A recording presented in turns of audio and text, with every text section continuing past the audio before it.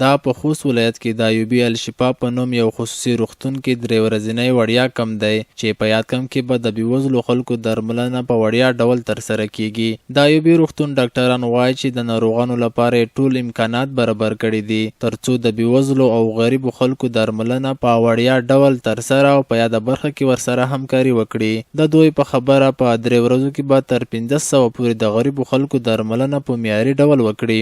چې د دې کمپ له لارې به د 500 کورنیو سره د دوی د درملنې د معایناتو د دوی ټول دغه مصارف بشي دا به بیخي په بشپړ ډول به وړیا به فری به ما ټولو خلکو ته خصوصا خلکو ته چې کلیوالي سیمه کې اوسېږي نو هغه د نږدې مثلا روغتیايي کلینیک ته لاړ شي تر څو د هغه تشخیص وشي او د دواخانو نه دغه دوا نه استعمالوي ځکه چې ځینې دوايان دي هغه مشکل جوړوي مرض یو وي او دوا د بل شي خوري ځکه اول حالات یې وروسته مزمن حالت مرض راوړي چې بیا مریضي ډېره سختېږي او تداوی هم سختېږي.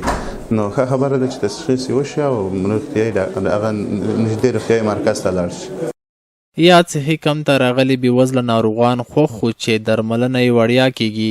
دوی د شتمنو او نورو روغتونونو څخه هم هیله لري چې په یاده برخه کې دې ته ورته اقدامات ترسره کړي. د غریب ولس دپاره یې دغه فرصت په لاره اچولی دی. د نورو د خلکو د ولسونو د ډاکټرانو کلینیکونو نه مو دا هیله ده دا مرزو ده چې دغسې فرصت غریبانو ته په لاره واچوي.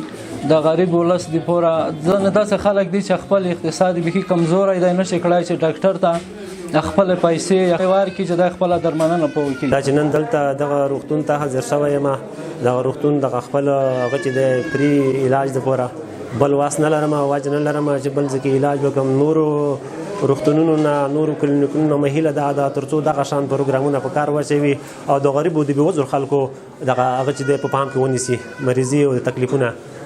دا یادونې وړ ده چې په خوست ولایت کې له دې وړاندې هم د ډاکټرانو اتحادیې او د درملو اتحادیې له لورې وړیا یو ورځنی کمپونه جوړ شوي وو چې زرګونه د بېوزلو خلکو درملنه یې په وړیا ډول پکې ترسره شوه.